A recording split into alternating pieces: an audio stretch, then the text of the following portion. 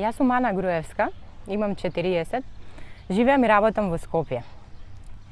Не бев свесна дека ако продолжев да врвам по патот по кој што се движев, животот ќе ми беше пропаст. Зад мојот лик на наведум среќна, исполнета, радосна девојка, што беше всушност мојата маска кога излегував од дома, се криеше тагата, депресијата, очеот, разочараноста, осаменоста.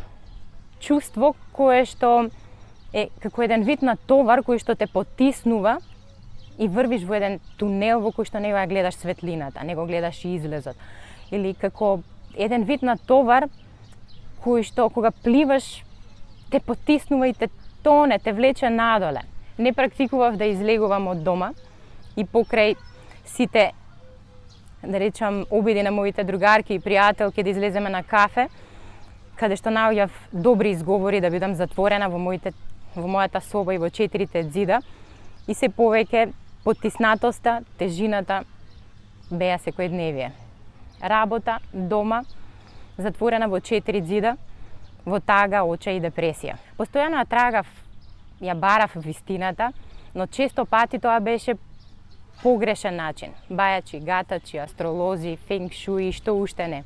Сега од овој аспект всушност гледам дека се повеќе и повеќе сум запаѓала во греф. Еден мој колега од работа ме донесе во црквата каде што сум сега.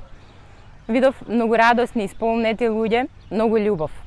И како што никој не може да остане имун на љубовта, така не останав и јас.